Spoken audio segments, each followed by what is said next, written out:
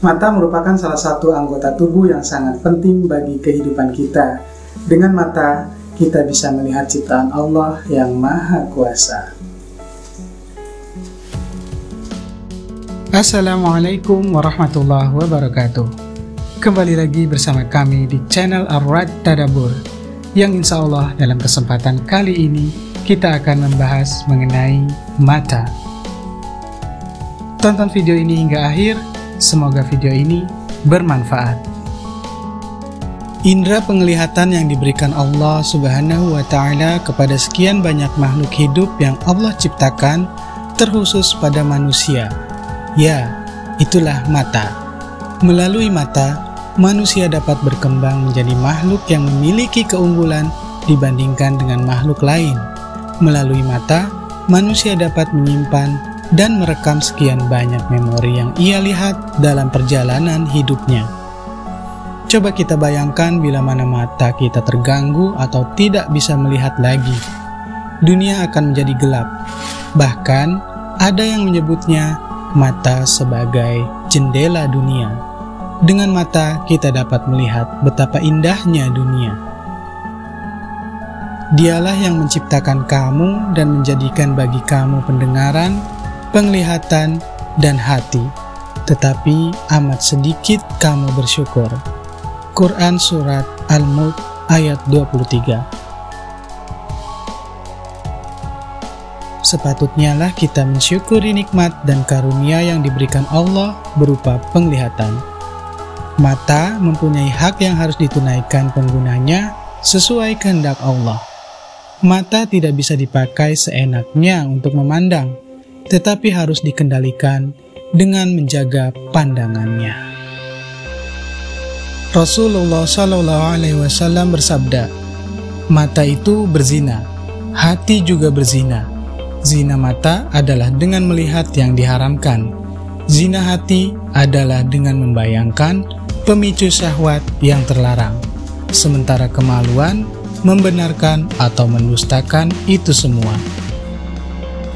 Tanpa kita sadari, cukup banyak godaan terhadap pandangan mata di sekeliling kita, mulai di jalan saat keluar rumah, di tempat kerja, di pasar, atau pertokoan, bahkan di dalam kendaraan umum.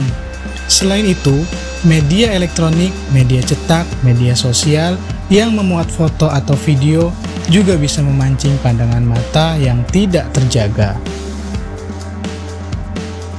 Maka Allah berfirman, katakanlah kepada laki-laki yang beriman, hendaklah mereka menahan pandangannya dan memelihara kemaluannya.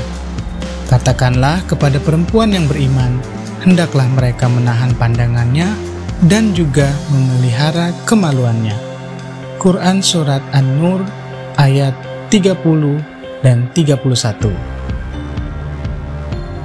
Perintah pada ayat Al-Quran tadi adalah untuk menahan pandangan, diikuti dengan perintah untuk memelihara kemaluan.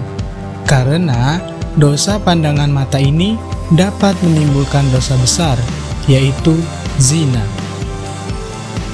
Pandangan yang tidak terjaga akan memberikan pengaruh negatif pada pikiran dan hati, yaitu menimbulkan syahwat yang tidak pada tempatnya, sehingga dikhawatirkan timbul kasus perzinaan yang bermula dari ketidakmampuan seseorang menahan pandangan haram terhadap lawan jenis yang bukan muhrim. Tentu kita sangat berharap memiliki mata yang sehat secara fisik maupun secara rohani, yaitu digunakan sesuai kehendak Allah. Pandangan mata yang terjaga dari yang diharamkan karena takut kepada Allah akan memberi nikmat di dalam hati. Sebelum berlanjut, mari kita simak apa yang disampaikan oleh Kayla dalam video berikut ini. Mau mengobati matanya ke rumah sakit biar bisa melihat lagi? Enggak. Kayla udah gak mau? Enggak sama sekali. Enggak mau. Kenapa? Alasannya hanya satu. Karena kalau Kayla melihat dunia, bisa jadi Kayla bisa melihat kemaksiatan. Kayla nggak mau mata Kayla terpengaruh dari dosa. Masya Allah. Insya Allah di akhirat di surga Kayla berharap bisa melihat. Terus kan Kayla waktu kecil juga pernah nanya, Bun, adik-adik saya gimana, bisa melihat nggak? Kan adik saya ada 2. Adik-adik saya bisa melihat nggak gitu? Ya, kata Bunda, alhamdulillah sempurna, bisa melihat normal seperti anak biasanya gitu. Kayla langsung bilang, ya udah nggak apa-apa. Kayla ikhlas aja udah, kalau emang ini takdir Kayla nggak bisa melihat apa-apa udah. Masya Allah. Ada satu alasan mengapa ia enggan diobati matanya. Karena jika matanya melihat, bisa jadi melihat kemaksiatan, dan matanya enggan dinodai oleh dosa. Subhanallah. Bidadari yang ada di bumi. Kayla.